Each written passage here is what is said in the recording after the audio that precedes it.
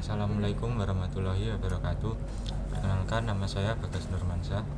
Saya Ahmad Yusron Sani. Di sini kami dari SMK Negeri 1 Mego. Pada video kali ini kita mendapatkan studi case seperti topologi berikut.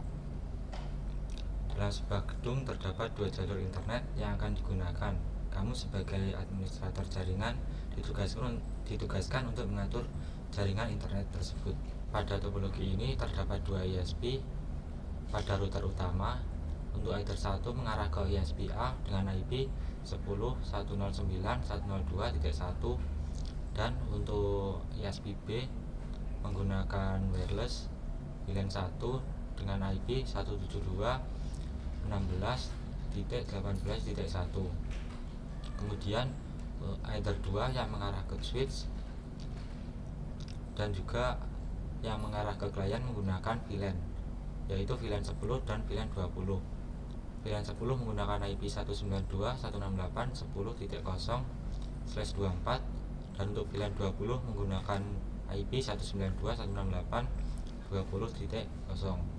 dengan menggunakan traffic 24. Jadi nanti kita akan melakukan konfigurasi agar VLAN 10 klien VLAN 10 melewati mendapatkan ISP dari ISP A, kemudian VLAN 20 mendapatkan internet dari ISP B. Dan nanti apabila dari salah satu ISP mengalami down, maka klien tersebut akan berpindah internet secara otomatis. Langsung saja kita menuju ke konfigurasinya.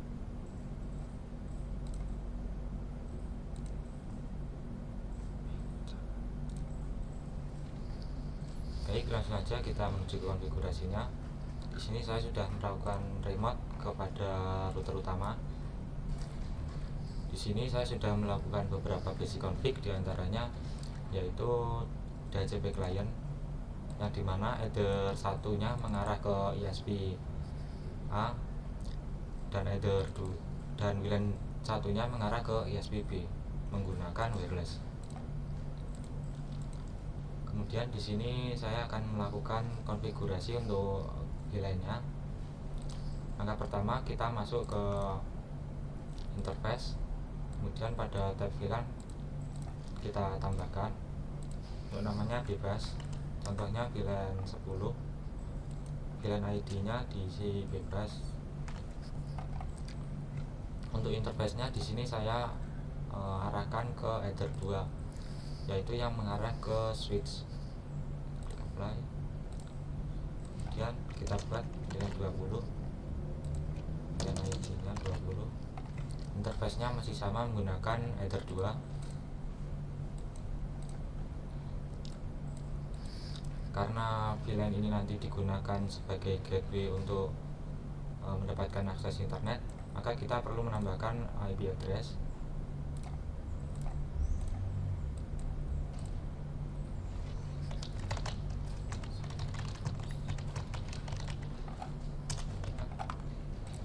Kita arahkan ke interface VLAN 10 untuk IP 192.168.10.1 dan juga VLAN 20 dengan menggunakan IP 192.168.20.1. Agar klien nanti mendapatkan IP secara otomatis, di sini saya melakukan konfigurasi DHCP server.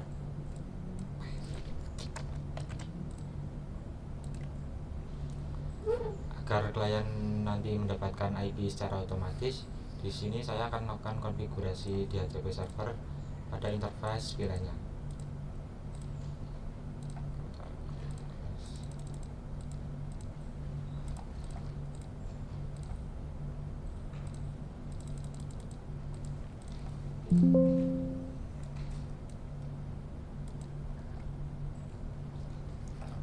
Jika sudah, kita perlu menyeting IP firewall terlebih dahulu, karena itu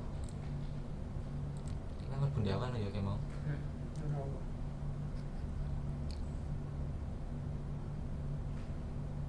sebelum lanjut ke konfigurasi berikutnya, di sini saya juga sudah menyeting IP virtual NAT yang dimana kita arahkan ke ISP A dan juga ke ISP B. Di sini untuk ISP B menggunakan VLAN 1 dan ISP A menggunakan header 1. Kemudian kita akan melakukan remote kepada switch-nya.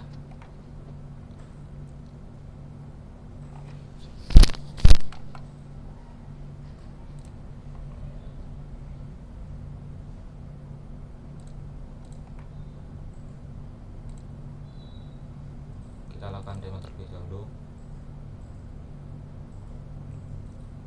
Dan apabila tidak bisa, maka kita harus menyeting di IP secara statik di kontrol panelnya. Contohnya di sini 192.168.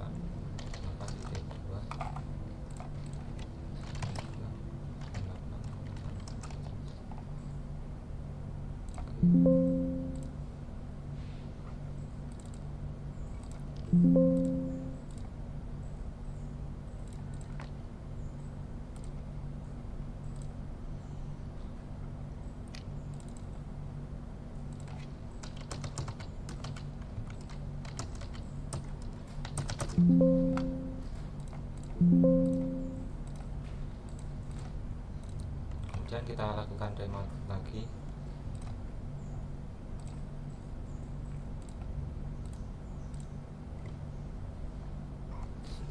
Nah, untuk konfigurasi yang pertama, kita masuk ke menu interface, ke menu VLAN.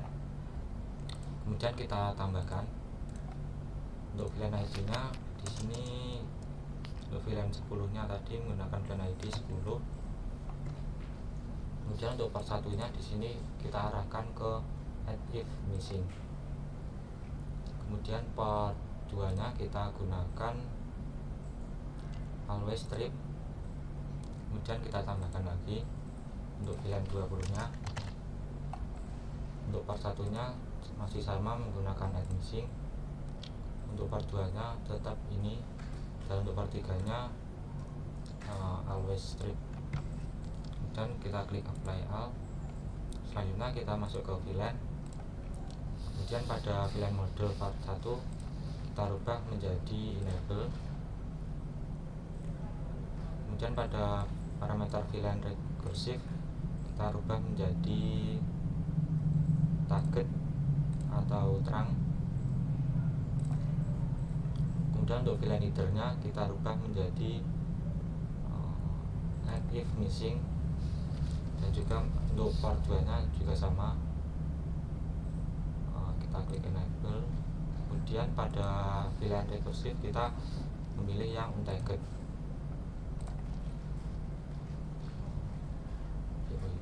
Strip. Kemudian untuk port 3-nya, kemudian untuk port 3-nya ya, jangan lupa untuk port 2-nya diisikan dengan VLAN ID.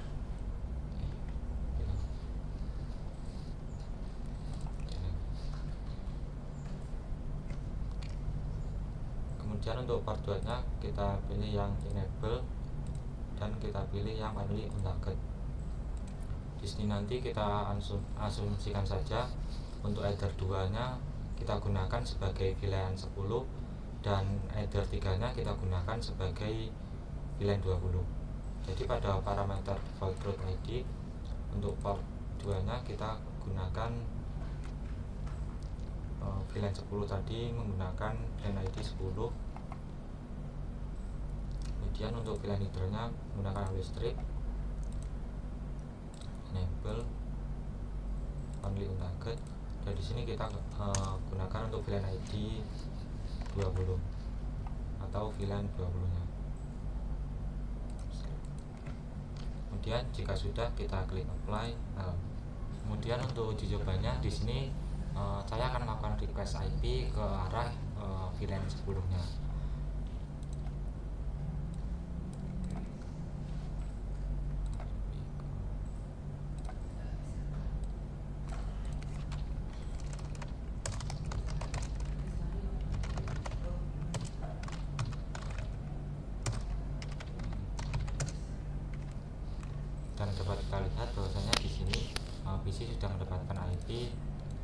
yaitu 192.168.10.254 yang dimana IP ini didapat dari VLAN sebelumnya tadi.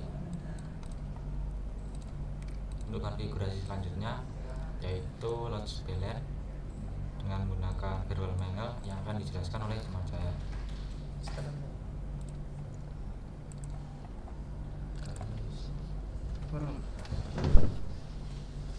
Selanjutnya untuk konfigurasi load balance kita bisa remote routernya terlebih dahulu. Nah, ini kita remote. Selanjutnya kita akan menandai paket dari VLAN 10 atau networknya VLAN 10 menggunakan firewall manual. Masuk ke menu IP firewall, terus pindah ke tab manual. Ini kita plus, menggunakan change routing untuk menangkap paketnya. Kemudian seterusnya kita isi network dari VLAN 10. Kemudian kita pindah ke tab action. Nah, untuk actionnya kita pakai mark paket.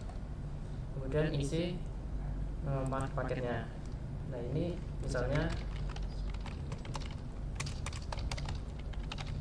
Kemudian jangan lupa mengaktifkan parameter passthrough. Kita apply, kemudian kita buat untuk menangkap paket dari VLAN 10-nya, VLAN 20-nya. Kita copy aja. Terus untuk network dari parameter source address-nya kita ubah jadi networknya VLAN 20. Nah, untuk actionnya sama menggunakan mark paket, dan new paket marknya kita bedakan menjadi VLAN 20 paket. Nah, ini jangan lupa untuk diaktifkan juga parameter passthrough-nya. Kita apply lalu oke. Kemudian kita buat mark routingnya, kita klik plus dan pindah ke tab general. C-nya sama menggunakan pre-routing. Kemudian pada parameter mark paketnya kita isikan mark paket dari VLAN 10 terlebih dahulu. Nah, setelah itu kita, kalau sudah, kita pindah ke tab action. Nah, untuk actionnya kita pakai mark routing. Nah, untuk new routing marknya kita isikan di ISPA, yang dimana VLAN 10 nanti akan dilewatkan ISPA. Kalau menggunakan mark routing ini, untuk parameter passthrough-nya kita matikan, kemudian klik apply, lalu kita copy untuk membedakan akses internetnya dari VLAN 10 ke VLAN 20. Nah, pada parameter generalnya kita mark paketnya kita rubah menjadi VLAN 20. Kemudian untuk actionnya sama. Nah, namun untuk new routing marknya kita bedakan agar memudahkan kita untuk mengetahui ini pemilik siapa. Klik apply lalu oke.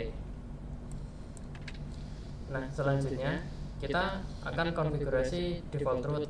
Namun karena kita buat default route-nya static, jangan lupa pada dajlik lainnya untuk parameter add default route ini kita matikan atau kita pilih no. Nah, jika sudah, kita masuk ke menu IP routes, kemudian kita klik plus. Nah, untuk destination-nya karena kita mengarah ke internet, jadi diisi default aja atau 000/0. Nah, untuk gateway-nya pertama kita isikan untuk ISPA terlebih dahulu 10, 9. Nah, untuk parameter routing marknya kita isikan VLAN 10 atau yang di sini routing marknya kita namai ISPA. Nah, jika sudah kita klik apply lalu oke. Nah, untuk yang kedua kita bedakan untuk yang VLAN 20-nya.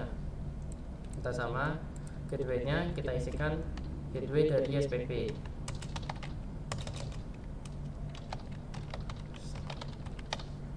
Nah, untuk parameter routing marknya kita isikan ISPP, yang dimana SPP ini adalah isi paketnya berisi VLAN 20. Kita klik apply lalu oke. Nah, dari rule ini sebenarnya sudah berhasil, namun ada kekurangannya. Ketika ISPA mati, maka network dari VLAN 10 tidak akan mendapatkan akses internet. Nah, untuk itu kita tambahkan satu rule lagi, yang dimana akan menjadi gateway backup, atau di sini kita menggunakan konfigurasi ECMP. Nah, untuk konfigurasinya kita buat satu role lagi, yang dimana gateway-nya kita isikan yang pertama ISPA terlebih dahulu. Kemudian kita klik drop down di sini. Nah, untuk yang kedua kita isikan dari gateway ISPB. Kita klik apply, lalu oke. Jadi dari rules di sini, yang pertama network dari VLAN 10 akan ditangkap, lalu disimpan pada paket yang bernama VLAN 10 paket, kemudian akan di mark routing pada rule di sini. Nah, untuk rule mark routingnya nanti dibedakan agar VLAN 10-nya melewat gateway ISPA. Nah, untuk pengujiannya kita bisa melakukan trace route pada sisi kliennya. Misalnya di sini ISPA terhubung menggunakan VLAN 10. Jadinya klien di sini nanti akan menggunakan ISPB untuk jalur ke internetnya.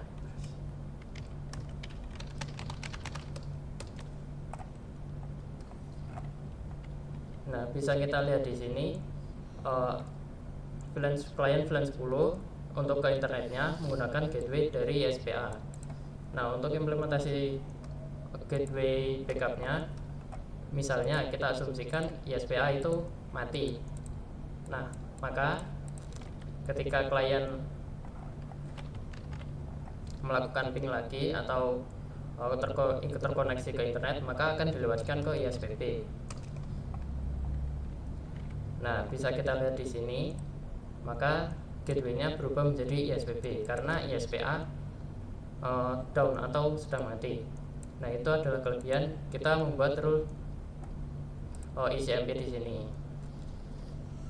Nah, kesimpulan dari konfigurasi ini, kita bisa memanfaatkan load balance yang dimana untuk membedakan traffic dari VLAN 10 dan 20.